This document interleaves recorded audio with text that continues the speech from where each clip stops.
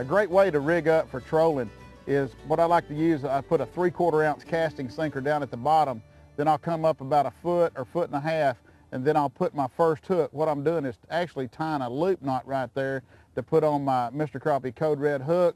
Then above it, about a foot and a half, or depends on how close you want to put them together, I put another loop knot with another number 2 Mr. Crappie Code Red hook right there. So actually what you have here, you got 2 baits down there, and you use the weight as a bottom finder or bottom bouncer. So when you bump into some rocks or brush or whatever, your weight's going to hit that first, and you'll know when it's actually on the bottom or not. This is a great way to do a lot of good trolling.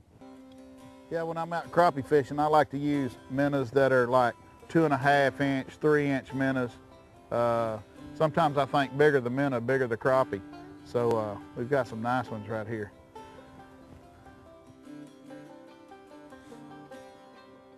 See the way that we got the rod holder set up? See how we got them fanned out? Kind of at a 45-degree angle, got some running right out the front of the boat. Then we got a 12-foot rod going out this side of the boat. We got a 12-foot rod going out this side of the boat. And we're covering about 30-foot span of water. But once you get in a big school of these crappies, several of those rods may go down at the same time. Wally has located the crappie by looking for the telltale sign of schooling shad on the depth finder.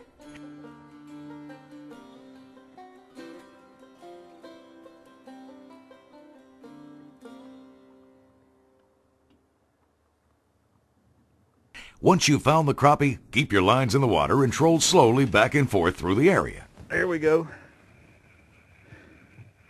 He done got me wrapped up.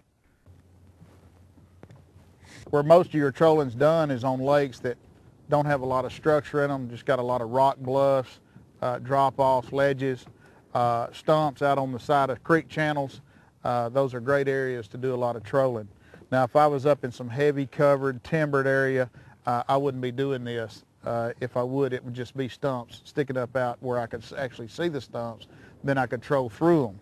But if you get in an area that's got a lot of brush piles and a lot of brush and debris underneath the water, it's just about impossible to do a trolling technique, especially at these depths, 23, 24, 25 foot deep. The specks are down deep, but that's never stopped Wally from filling the live well. With 55-degree water temperatures, you'd think fishing would be slow. Well, you'd be wrong. There we go. Got him on the top hook. That's a keeper. Little fryer. All right, big boy. Thought I had another in there. I'm gonna throw that little puppy back. We can catch bigger ones than that. There you go.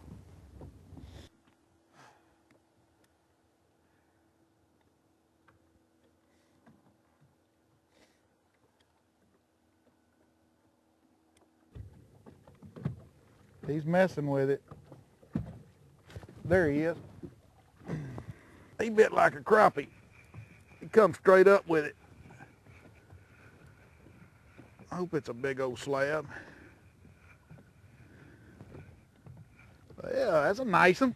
Come in here, big boy. They're right on the bottom. 30 feet deep. Right on the bottom. So we're going to put him back there in the kitchen. Let me get my boat straightened up here. Got another one trying to bite right there also. That's the thing about fishing 6 or 7 rods and you're by yourself, you know. It's a little tough deal. There's one right there. Put that one down. See if we can't get this one in the boat. Another nice crappie. All right. Back to back. That's the way I like to catch them. Hey, these are just nice eaters. Hey, Grandma, this is for you. I think wintertime crappie fishing is the best. Fall, winter, you can pattern these fish a lot better. They school up in large schools.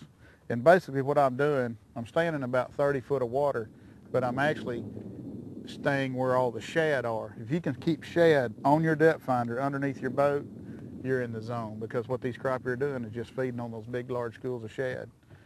You can look at those shad and tell if the fish has been in them, because if a ball of fish is on your depth finder and it's round, the fish are not in them. But if the shad are elongated, that means that sand bass and crappie are feeding on them. Mm-hmm.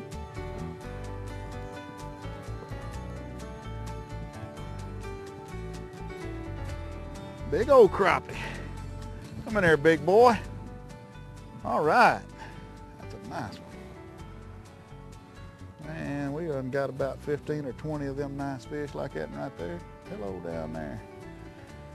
Yep, all we're doing is just moving with the wind, trolling back and forth right here on this ledge from anywhere from 29 to 32 foot of water. Catching these nice kitchen crappie is what I'm gonna call them. On my hooks and weights and everything that I really use, I just tie a loop knot, wrap it around my fingers, drop it down through there 3 times. Of course, you don't bite it off with your teeth. Then you want to come in here and get the correct length off from the bottom, correct depth. And what I'm going to do is put the line between my thumb and index finger. I'm going to wrap it around my middle finger and come right back to that same spot. Then I'm going to drop the hook down in between the loop between my fingers and actually grab the back of the loop right next to the eye of the hook, mash it real hard, then pull the main staging. And it's got a loop knot there, and it'll stay there all the time. Then you want to take that top hook and do the same thing. What I'm doing is just letting that bell sinker go all the way to the bottom, reeling up 2 cranks, and I got him.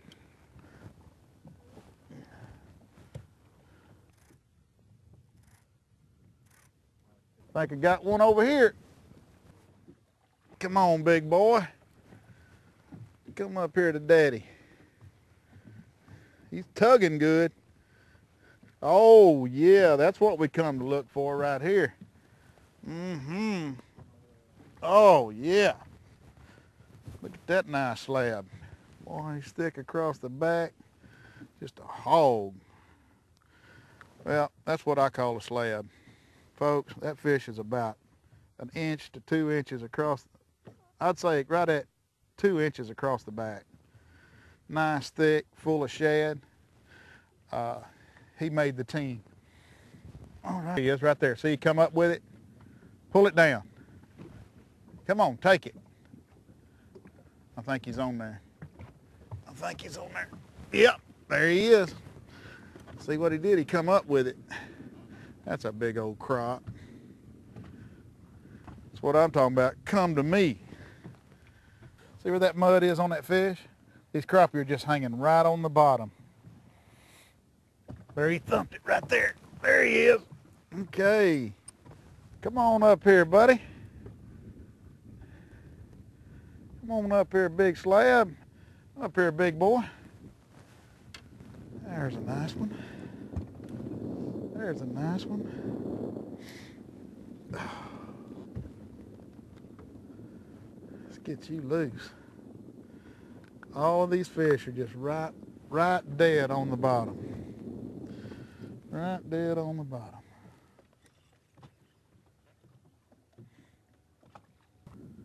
You know, using these long rods, you really have the advantage because, you know, you got a 12-foot rod running this way, you got a 12-foot rod running this way. You can cover a lot of area. And then once you concentrate and once you get on top of these fish, well, actually you can just troll backwards and forth. That's what we're doing. We're going anywhere from 27 foot on out to the 30-foot drop off. Earlier today, we were catching them in 30 foot of water. It seems like right now they've moved up in about 27, 28 foot of water right off of that drop. Sat there and caught 3 back to back, just as bam, bam, bam. Went back to the live well, came back, had another one on. If you're going to run multiple rods like this, it's good for you to actually have a partner with you. That's the reason we use the double seats up in the front. And but anyway, we've had a fantastic day out here on Lake Lavon.